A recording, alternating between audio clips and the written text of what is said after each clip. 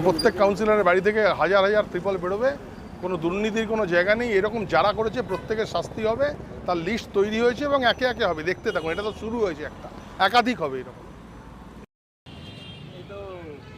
এটা হওয়ারই কথা ছিল।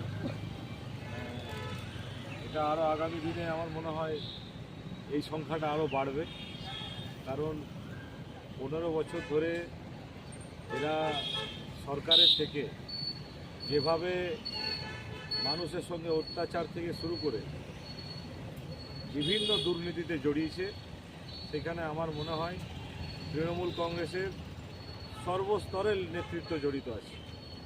এবং আমি মনে করি উপযুক্ত তদন্ত সহকারে এদের একদম মূলে গিয়ে যারা যারা এই শিল্পাঞ্চলে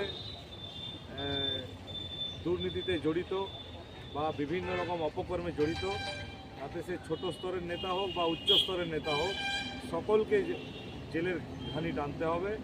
এবং আমার মনে হয় সেই বিষয়ে প্রশাসন যথেষ্ট সক্রিয় এবং উপযুক্ত তথ্য প্রমাণ সহযোগে আগামী দিনে এই সংখ্যাটা বেড়ে আরও অনেক হবে। আপনারা শুধু একটু অপেক্ষা করুন।